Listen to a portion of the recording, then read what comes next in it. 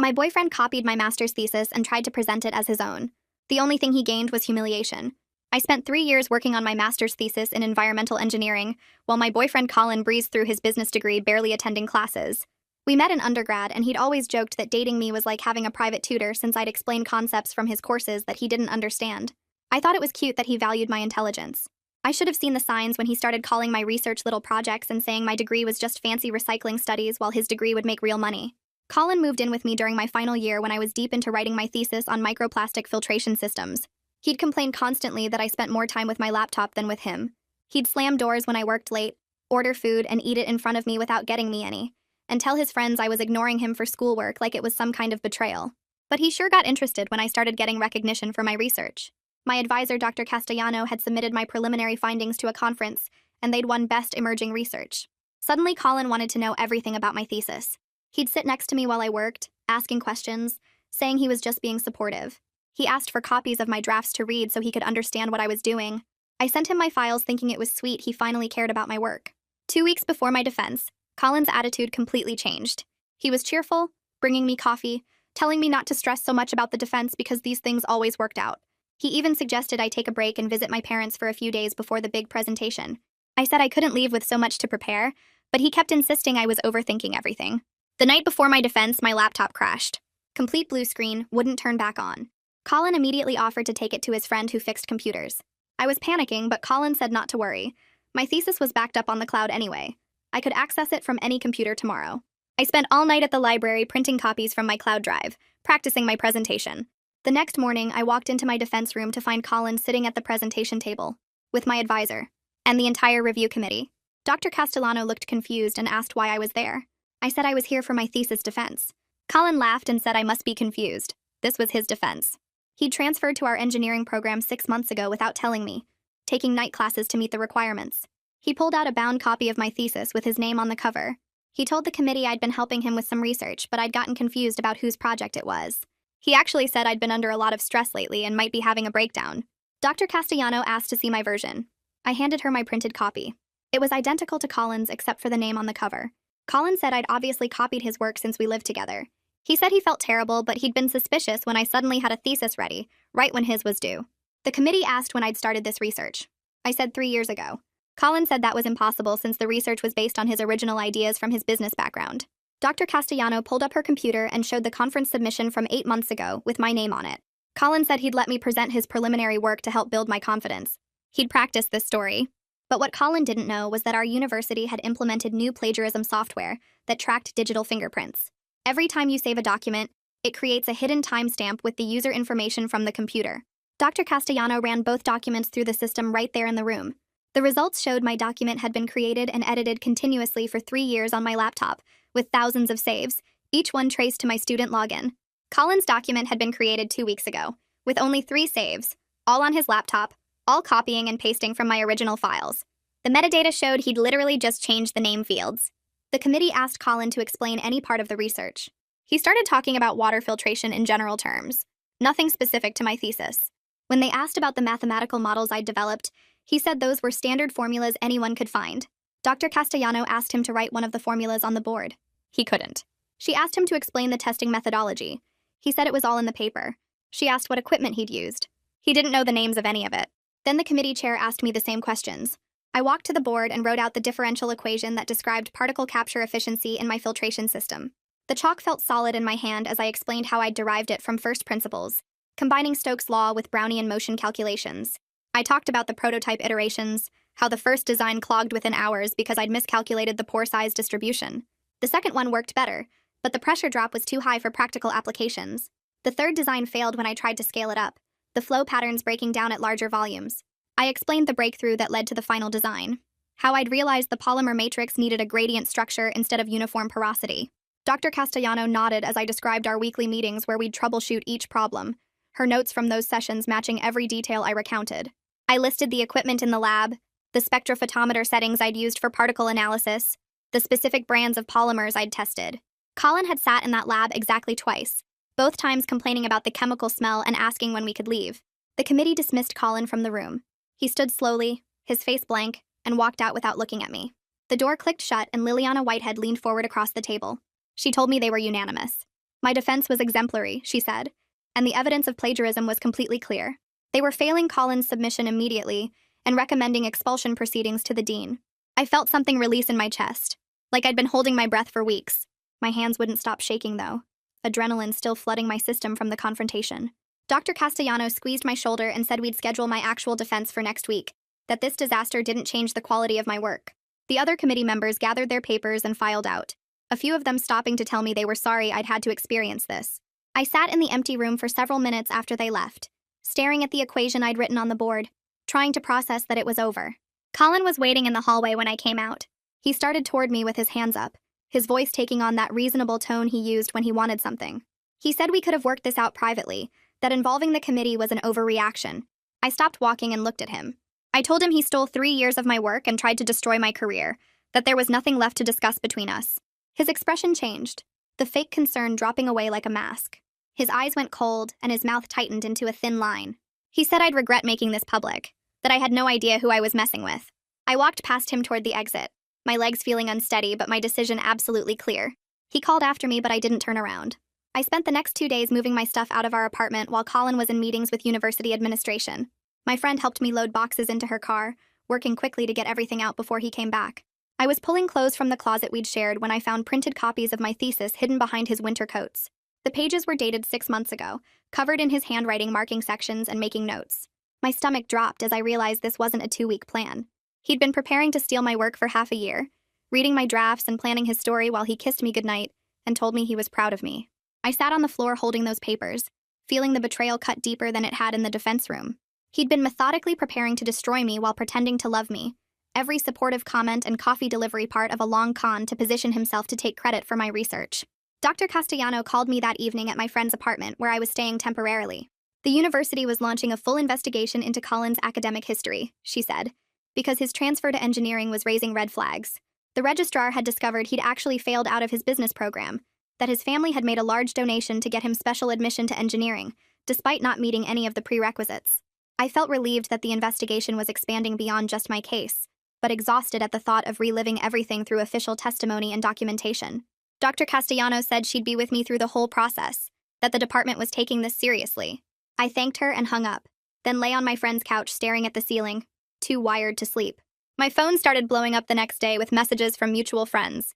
Most of them had heard something happened and were asking for details, but their messages felt wrong. They wanted Colin's side of the story, like there were 2 valid perspectives here. 3 people suggested I was overreacting, that couples share work all the time and maybe this was just a misunderstanding. One friend sent a long message about how Colin was really struggling right now, and maybe I felt crazy reading these messages. Like I was living in an alternate reality where stealing someone's thesis was a reasonable relationship disagreement. I realized Colin had been talking to people, spinning a narrative that framed this as a communication problem instead of deliberate theft. The isolation hit me hard, the sense that even people I'd considered friends were willing to minimize what he'd done, because believing the worst about him was uncomfortable. The IT specialist analyzing Colin's laptop contacted me through Dr. Castellano a week later. They'd found emails between Colin and another student named Sabina Thompson from 2 years ago. The emails contained her original research, and it matched a paper Colin had submitted in his business program word for word. I felt sick reading Dr. Castellano's summary of the findings. I wasn't his first victim, just the one who finally had enough evidence and institutional support to expose him. The university was reaching out to Sabina to inform her about the discovery and ask if she wanted to pursue action. I wondered how many other people he'd done this to, how many times he'd gotten away with it before the plagiarism software caught him. Sabina called me 3 days later. We met at a coffee shop off campus, both of us nervous about the conversation. She was older than me, already working in marketing, and she looked tired when she sat down across from me. She told me her story in a quiet voice, how Colin had dated her during his business degree and seemed supportive of her work. He'd copied her entire marketing research thesis and submitted it as his own capstone project after they broke up. She'd reported it but couldn't prove it because she hadn't kept detailed documentation like I had. Colin's family hired lawyers who sent her threatening letters about defamation, and she'd eventually dropped the complaint because she couldn't afford legal help, and the stress was destroying her. She warned me that his parents would come after me hard, that they'd protected him from consequences his entire life and wouldn't stop now. I felt angry for her and scared for myself, realizing this was going to get worse before it got better. Colin's mother showed up at my temporary housing 2 days later. She knocked on the door, and when I opened it, she pushed past me into the apartment without asking. She demanded I talk to her about ruining her son's future over a misunderstanding. Her voice was sharp and entitled, like I was being unreasonable by not letting Colin steal my work. She offered me money, pulling out her checkbook and asking how much it would take for me to reconsider my testimony. She said that as Colin's girlfriend, I should want to help him rather than destroy him, that couples support each other through difficulties. I grabbed my phone and started recording the conversation, my hands shaking as I held it. She noticed and her expression hardened, but she kept talking, saying I was being vindictive and cruel. When she finally left, I immediately sent the recording to Victor Schwartz in the university legal office, feeling shaken by how aggressively she'd tried to buy my silence. I tried to work on my research the next week, to move forward with the actual defense that was scheduled. But when I opened my laptop and pulled up my thesis document, my chest tightened and I couldn't breathe. My heart started racing and my hands went numb, a full panic attack hitting me in the middle of the library. I had to leave and sit outside, focusing on breathing until the feeling passed. Simple tasks like opening that file triggered these spirals where I questioned whether any of my ideas were actually original, or if Colin had poisoned my entire academic identity by stealing my work. I couldn't sleep more than a few hours a night, lying awake replaying the defense room scene and his mother's visit. I'd lost 8 pounds in 2 weeks because eating felt impossible when my stomach was constantly churning with anxiety. My friend noticed and made me promise to call campus counseling, but I kept putting it off, telling myself I just needed to get through the defense first. Victor called me 3 days later with news from his investigation. He'd been digging through university records and found something that made my stomach drop. Colin's family had donated a new computer lab to the business school worth over $500,000. The donation happened the exact same semester Colin got readmitted after failing out of his business program. Victor explained that the timing was suspicious, and the university administration was now reviewing whether Colin's special admission had been part of a deal that let him skip normal academic standards. I felt my hands start shaking as I realized that money had bought Colin access to everything. The wealth his family had didn't just protect him after he did something wrong, it gave him chances he never earned in the first place. Other students had to meet requirements and prove they deserved to be there, but Colin just needed his parents to write a check. That same corruption let him get close to me, to Sabina, to whoever else he'd hurt. The anger felt different from before, heavier and colder, because it wasn't just about what he'd done to me personally anymore. The next morning, I opened my email and saw a message from someone named Silas Guthrie. He was the conference organizer who'd given my preliminary research the Emerging Research Award 8 months ago. My chest tightened as I read the first line asking if we could discuss some concerns that had come up. He wrote that several attendees were questioning whether my research was actually legitimate, given the recent plagiarism scandal at my university. Someone had been spreading rumors at academic events saying maybe Colin had done the real work, and I was the one who stole it. They were weaponizing what happened to destroy my professional reputation before I even graduated. I felt sick reading his polite, careful language asking for clarification. Everything I'd worked for was twisted and used against me. My research that I'd spent 3 years developing was suddenly suspect because Colin had tried to steal it. I forwarded the email to Dr. Castellano and then sat staring at my laptop screen, too scared to do anything else. Dr. Castellano called me within an hour and her voice was tight with anger. She told me she was already drafting a response to Silas with comprehensive documentation proving the timeline of my work. She sounded more furious than I'd ever heard her, talking fast about how she'd include my lab notebooks, our email correspondence from the past 3 years, meeting notes from our progress sessions, and the original conference submission materials. She said she'd provide detailed testimony about my independent work that started long before I even met Colin. I could hear her typing while we talked, already pulling together evidence.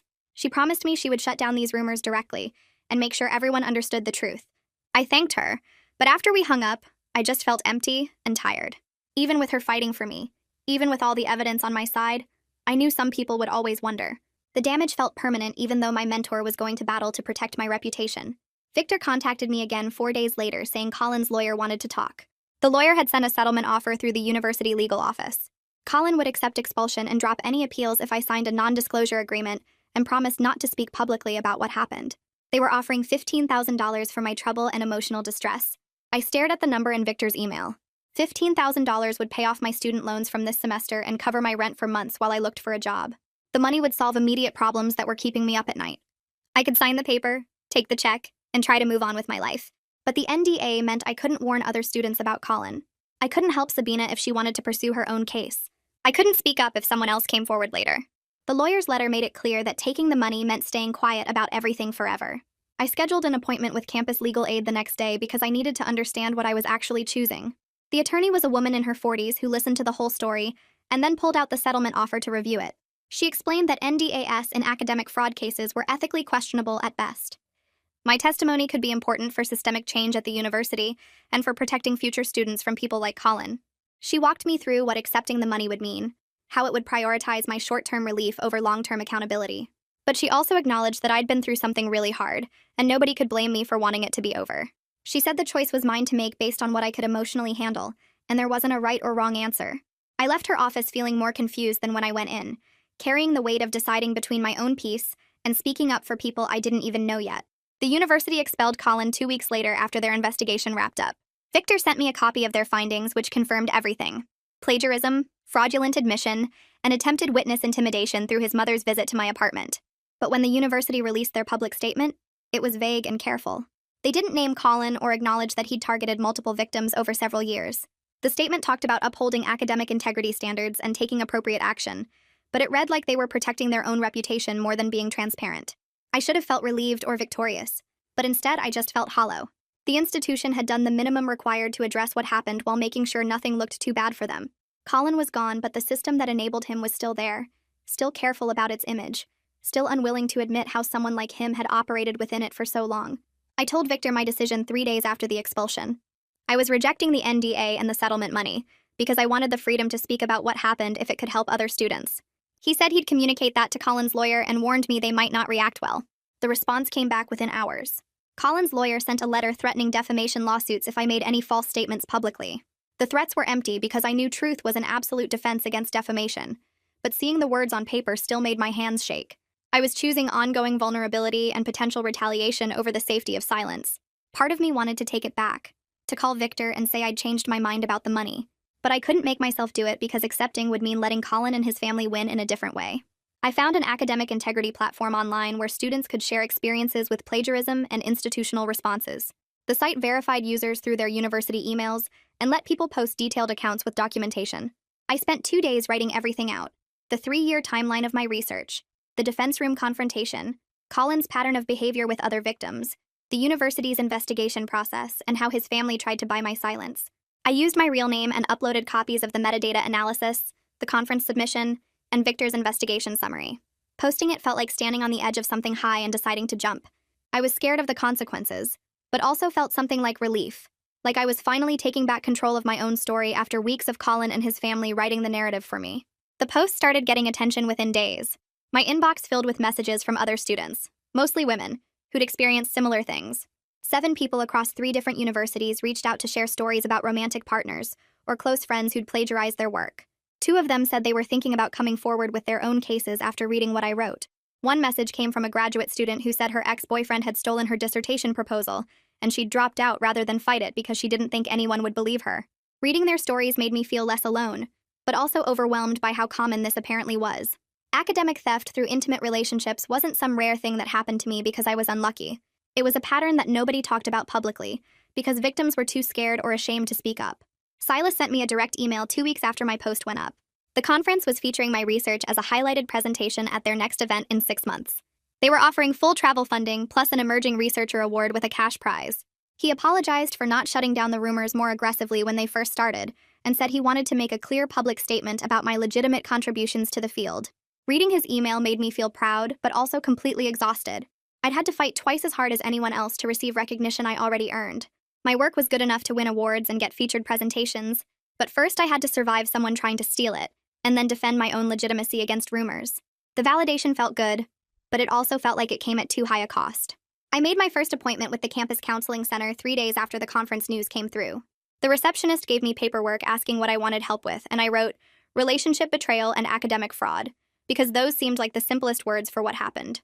Cordelia McKinney had gray hair pulled back in a loose bun and an office filled with plants that made the space feel less clinical. She asked me to describe what brought me in, and I started crying before I finished the first sentence about Colin stealing my thesis. The crying surprised me because I thought I was past that part, but apparently my body disagreed. Cordelia handed me tissues and waited while I pulled myself together enough to explain the whole timeline. She listened without interrupting, taking occasional notes, and when I finished, she said something that caught me off guard. She told me I kept using phrases like, "I should have known," and "I missed all the signs," like Colin's manipulation was something I failed to prevent. She asked if I'd blame a friend for getting robbed just because they didn't notice someone following them home. I said no, that would be cruel. She asked why I was being crueler to myself than I'd ever be to someone I cared about. That first session left me feeling raw and exhausted, but also like someone finally understood that this wasn't just about plagiarism or a bad breakup. The next few months of therapy involved picking apart every interaction with Colin, learning to separate his deliberate manipulation from my legitimate trust in someone I loved. Cordelia helped me see patterns I'd normalized, like how he'd undermine my work while benefiting from my intelligence, or how he'd create chaos right before important deadlines. She gave me tools for recognizing when I was blaming myself for not being psychic enough to detect his planning. The work was painful and slow, but necessary if I wanted to trust my own judgment again, instead of second-guessing every professional relationship. 4 months after my defense, Dr. Castellano forwarded me an email from the dean's office. The university was implementing new plagiarism detection policies, requiring metadata analysis for all thesis submissions starting next semester. Every graduate student would have their work automatically scanned for digital fingerprints and timestamp verification before their defense could be scheduled. The policy memo cited recent cases of academic fraud, without naming me or Colin specifically, but I knew my situation had forced their hand. Dr. Castellano called me that afternoon to explain the engineering department was going further. They were developing protocols for documenting student research from day one, requiring regular progress reports with dated evidence and mandatory backup systems that tracked every stage of development. Committee members would receive training in digital forensics, so they could spot manipulation attempts before students reached the defense stage. She told me the department head had referenced my case in a faculty meeting, praising how I'd handled the situation and using it as a teaching moment about protecting student work. The changes felt meaningful even though they came too late to help me or Sabina.